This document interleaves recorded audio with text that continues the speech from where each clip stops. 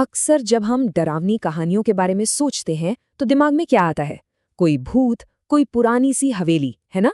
पर आज जो कहानी हम समझने वाले हैं वो एक बहुत गहरे सवाल पर टिकी है कि असली डर बाहर की दुनिया में है या हमारे अपने अंदर ही कहीं कैद है। तो चलिए समझते हैं कहानी भूत या कोहरा। साइकोलॉजिकल हॉरर की कहानियों में ना माहौल का बहुत बड़ा रोल होता है। वो सिर्फ बैकग्राउंड नहीं होता, असल में वो किरदारों के मन का आईना होता है। और ये जो लाइन है, मौत का आईना, ये इस कहानी का पूरा सार बता देती है। मतलब ये कोहरा कोई मामूली मौसम की घटना नहीं है, ये तो एक तरह का कैटलिस्ट है जो सबके अंदर छिपे सच को खींचकर बाहर लाने वाला है। तो कहानी के सेंटर में है 4 दोस्त, अजय, नीरू, विकास और प्राची। इन लोगों ने प्लान बनाया है एक हॉरर वीकेंड का, और इसके लिए वो जा रहे हैं एक बदनाम जगह, देवदार हवेली। पर मजे की बात यह है कि उन्हें पता ही नहीं कि ये सफर सिर्फ हवेली तक का नहीं है, ये तो अनजाने में उनके अपने ही डरों और अतीत की गहराइयों में उतरने वाला है। तो देखिए, कहानी का जो सेटअप है वो एकदम क्लासिक हॉरर वाला है ना? 4 दोस्त जो थ्रिल ढूंढ रहे हैं, एक 200 साल पुरानी भूतिया कही जाने वाली हवेली, और ऊपर से ये अजीब सा घना कोहरा। ये फॉर्मूला ना हमेशा काम करता है। क्यों? क्योंकि ये किरदारों को उनकी नॉर्मल दुनिया से पूरी तरह काट देता है, एकदम अकेला, ऐसी जगह जहां उनके पास अपने दिमाग के अलावा और कोई सहारा नहीं बचता। और बस यहीं से उनके दिमाग के साथ खेल शुरू हो जाता है।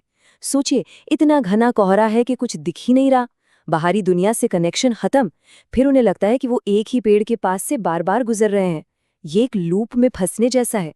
ये पहला इशारा है कि अब लॉजिक काम करना बंद कर चुका है। और फिर सड़क पर अचानक वो परछाई दिखती है। वो क्या थी? वो उनके डर का पहला सबूत था, जिसे कोहरे ने असलियत का रूप दे दिया था। जब वो लोग हवेली पहुंचते हैं तो उनका स्वागत करता है एक रहस्यमयी रखवाला। देखिए, कहानियों में ना ऐसे किरदार अक्सर होते हैं। इन्हें थ्रेशहोल्ड गार्जियन कहते हैं। मतलब एक ऐसा गार्ड जो उस नई खतरनाक दुनिया के गेट पर खड़ा है और अंदर जाने के नियम बताता है। और यहीं पर वो रखवाला सबसे बड़ा राज बताता है कि ये कोहरा मौत का आईना है। इसका काम सिर्फ डराना नहीं है, बल्कि दिखाना है। ये एक साइकोलॉजिकल ट्रिगर जैसा है। ये लोगों के अंदर दबे हुए गिल्ट, दुख, डर, इन सब को खींचकर उनके सामने खड़ा कर देता है, एकदम असली बनाकर। और फिर वो बताता है बचने के 3 नियम। पर ये नियम सिर्फ नियम नहीं है, ये असल में एक तरह के मनोवैज्ञानिक सलाह हैं। पहला, सुबह तक कमरे से बाहर मत निकलना, मतलब अपने दिमाग के सेफ जोन में रहो। दूसरा, दरवाजे बंद रखना, यानी अपने खतरनाक ख्यालों और डर को बाहर रखो, एक बाउंड्री बनाकर। और सबसे जरूरी, कोहरे को अंदर मत आने देना, जिसका सीधा सा मतलब है डर को अपने ऊपर हावी मत होने देना। तो अब कहानी उस पॉइंट पर पहुंच चुकी है जहां बाहर का खतरा क्या है और दिमाग का वहम क्या, इसके बीच की लाइन बिल्कुल धुंधली हो गई है। हवेली के अंदर का असली खेल अब शुरू होने वाला है। अंदर जाकर उन्हें दीवार पर एक पुराना आईना दिखता है, पर उसमें उनकी परछाई नहीं दिख रही। ये एक बहुत पावरफुल सिंबल है। इसका मतलब ये है कि वो लोग एक ऐसे पॉइंट पर आ गए हैं जहां वो खुद को ही नहीं पहचान पा रहे। उनकी अपनी पहचान जैसे खो रही है। और वो आईना खाली क्यों है? ताकि उनका डर उस खाली जगह को भर सके। और फिर वो आईना अपना काम शुरू करता है। वो उनके अंदर के भूतों को बाहर निकालता है। अजय को अपनी माँ की मौत का गिल्ट नजर आता है, विकास को अपनी खोई हुई बहन का दुख। यहाँ समझने वाली बात यह है कि हवेली या कोहरा कोई नया डर नहीं बना रहे, वो तो बस उन डरों को एक चेहरा और एक आवाज दे रहे हैं जो ये लोग न जाने कब से अपने अंदर दबाए बैठे थे। और अब कहानी एक बहुत ही खतरनाक मोड़ लेती है। अब तक जो डर सिर्फ दिमाग में था, वो फिजिकल होने वाला है। मतलब साइकोलॉजिकल थ्रेट अब जान का खतरा बनने वाला है। और रखवाले का सबसे बड़ा नियम टूट जाता है। कोहरा दरवाजे के नीचे से एक जिंदा चीज की तरह कमरे में घुसने लगता है। ये इस बात का सिंबल है कि दिमाग ने जो सेफ्टी की दीवारें बनाई थीं वो टूट चुकी हैं। अब डर सिर्फ बाहर नहीं है, वो अंदर आ चुका है।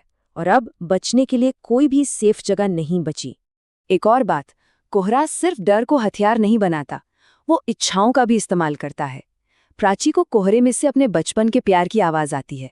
ये दिखाता है कि दिमाग के लिए सबसे खतरनाक जाल वो होता है जो हमारी सबसे गहरी इच्छाओं से बना हो, है माँ? डर से तो इंसान शायद लड़ भी ले, लेकिन प्यार के भुलावे से बचना बहुत मुश्किल होता है। और जैसे ही प्राची उस आवाज के पीछे जाती है, सब खत्म हो जाता है। उसका शरीर देखते ही देखते कोहरे में घुलने लगता है। ये इस बात का प्रतीक है कि उसकी असलियत, उसकी पहचान, सब कुछ उसके वहम में समा चुका है। वो सिर्फ मरी नहीं, एक तरह से उसका वजूद ही मिट गया। ये होता है साइकोलॉजिकल कोलैप्स का फाइनल स्टेज। पीछे क्या बचता है? सिर्फ एक टूटा हुआ कंगन। कोहरा अपना पहला शिकार कर चुका था। और ये कंगन सिर्फ एक गहना नहीं, ये प्राची की टूटी हुई पहचान और हकीकत से उसके टूटे रिश्ते का सबूत है। तो अब कहानी अपने आखिरी हिस्से में है। सुबह तो हो गई है, रोशनी भी आ गई है, लेकिन सुकून नहीं आया, क्योंकि जो लोग बच गए हैं, शायद उनके लिए असली लड़ाई तो अब शुरू होगी। रात खत्म होने से पहले कोहरा अपना आखिरी हमला करता है।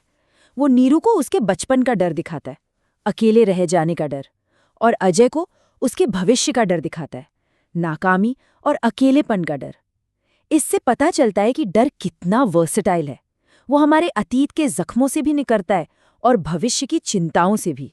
लेकिन फिर सूरज की पहली किरण अंदर आती है और कोहरा ऐसे पीछे हटता है जैसे उसे रोशनी से डर लगता हो। यहाँ रोशनी क्या है? वो है चेतना, लॉजिक और असलियत। डर और वहम जो मन के अंधेरों में पलते हैं, वो हकीकत की रोशनी में टिक नहीं पाते। पर एक मिनट, वो खत्म नहीं हुए हैं, वो बस वापस छिप गए हैं। जाते जाते वो रखवाला एक आखिरी चेतावनी देता है, जो असल में इस पूरी कहानी का निचोड़ है। वो कहता है, अगली बार अपने डर घर पर छोड़कर आना। ये कोई सलाह नहीं है, ये तो एक कड़वा सच है, क्योंकि अपने डर को घर पर छोड़ना नामुमकिन है। हम अपने भूत हमेशा अपने साथ लेकर चलते हैं। कोहरा तो बस एक आईना है जो उन्हें हमें दिखा देता है। तो आखिर में ये कहानी हमें एक सीधे से सवाल पर लाकर छोड़ देती है। असली भूत कौन था? वो कोहरा, या फिर वो गिल्ट, वो दुख, वो डर जो इन किरदारों ने सालों से अपने अंदर पाल रखा था? ये कहानी एक बात तो साफ कर देती है कि सबसे डरावने आईने कांच के नहीं होते, वो हमारे मन के होते हैं। और सोचने वाली बात यह है कि क्या हम सब भी अपने अपने कोहरे में नहीं जी रहे हैं, बस इस इंतजार में कि कब वो हकीकत बन जाए।